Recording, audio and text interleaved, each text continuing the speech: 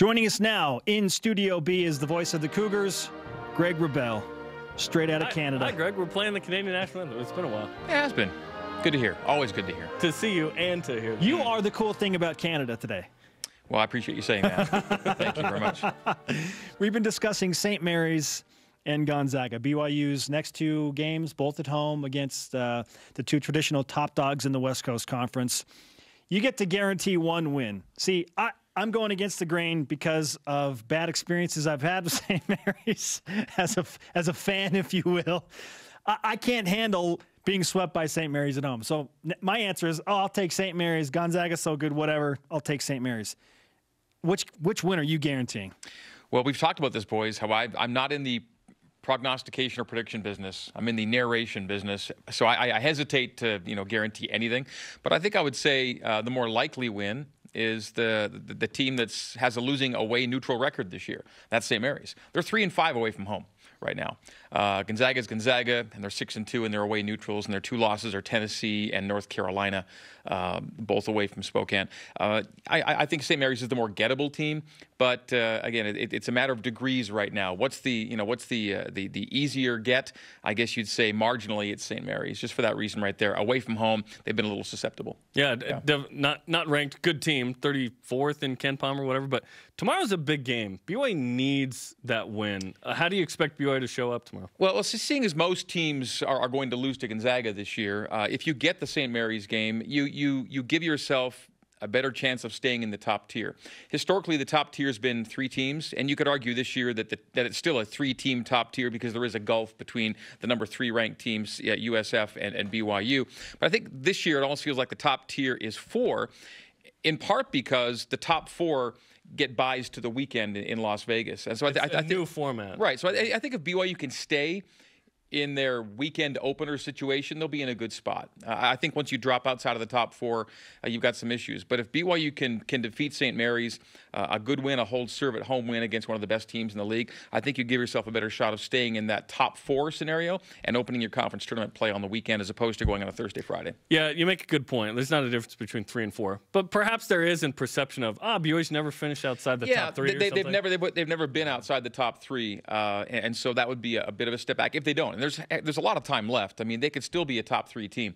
Again, right now the ratings show a gap between 3 and 4 in the WCC. But I think if you keep yourself in that Saturday opener situation, you're still among the top teams in the league. Sure, but let it be known, being the 3 over the 4 prevents a probable matchup with Gonzaga in the semifinals, giving yourself a better chance to get to the West Coast Conference Championship game. Well, ultimately, everyone's got to go through Gonzaga at some point, and it's just a matter of when you get them. Okay, statistically speaking, what is the biggest difference that you are seeing between BYU at home and BYU on the road?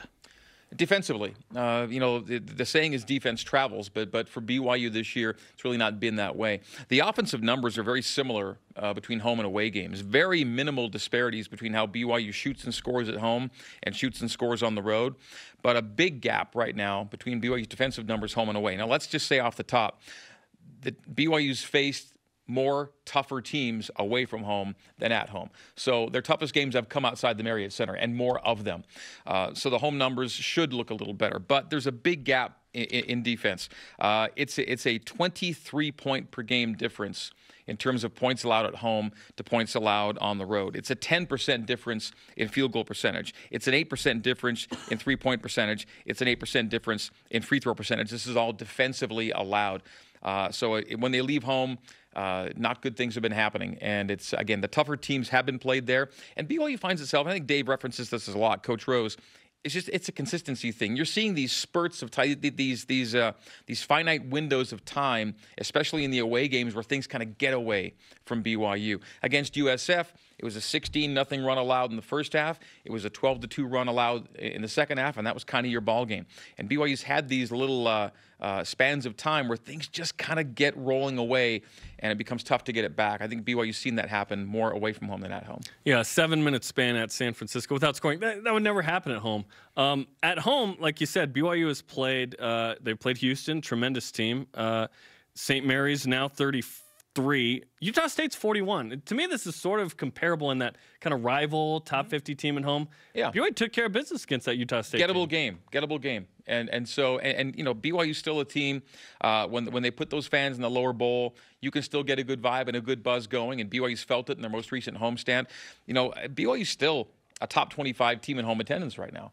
They're second to Arizona in the West in number of fans per game. That building can still get loud and feel good, and I hope it does tomorrow night. BYU needs their fans. This is a game in which the fans can help you beat this team, and I think they need everybody who can afford to get down there to get in the building and help this team get a big win. It's massive in terms of staying where you want to be in this league this year. I posed a question on Twitter the other day that said, let's say, and we're going to make-believe land here, hypothetical land, if UNLV doesn't hit a 28-foot three-pointer and BYU makes some free throws at Illinois State, they win those two games, they're 14-7 instead of 12-9. How much of a difference do you think that would make on the status and the rhetoric of this current BYU basketball team? Yeah, those were the two games that got away, right? Those are the two games they expected to get because they had them. They had them in their control and could have been easily won. Yeah, you would have felt a lot different about the non-conference record coming in. It's a two-game swing, but it's a pretty big swing, and they're both away neutral wins. It helps everything. It helps your team sheet enormously, just getting those two wins. And then there was the psychological impact of those losses, how they came when they came. That hurt BYU as well. So, yeah, bygones, but those are two pretty big games that BYU did have, kind of in the bag and somehow got pulled out of the bag by the opposition. Credit the opposition for plays made. But again, those were the two games in which, teams really got loose from three and teams shot much better than their number on free throws. And those two particular categories did BYU in on those nights. It's amazing how delicate the game can be and the lingering mental effect those games can have. Now, it's been a resilient team, too. I mean, BYU has bounced back this year. And I expect that this next little stretch, 3 home games rather 3 in a row and then 4 in 5, gives BYU a chance to solidify top-tier status in the WCC. Yes, there is a gap right now between Gonzaga, St. Mary's, USF, and the rest of the teams, and particularly 4-5, USD and BYU. But where there's not a gap is in the breakthrough standings. And currently, BYU's ahead of both St. Mary's and USF in that home-away breakthrough category. Explain what that is. So home-away breakthrough is simply where you get a point for an away win. You get no points for a home win or an away loss, and you minus a point for a home loss. And BYU and Gonzaga are both +2. St. Mary's and USF are both +1 right now.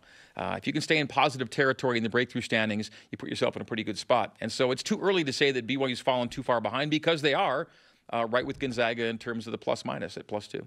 Greg Wrubell, the voice of the Cougars, with us on BYU Sports Nation. It's a 9 p.m. tip, 11 p.m. Eastern. You can catch Greg pregame coverage starting at 10 Eastern, 8 Mountain on BYU Radio. Is there a nap in store when you have that late of a game? No, I'll probably just come in to work maybe a little later and then just stay longer. So, yeah, I'm probably not going home tomorrow. Yeah.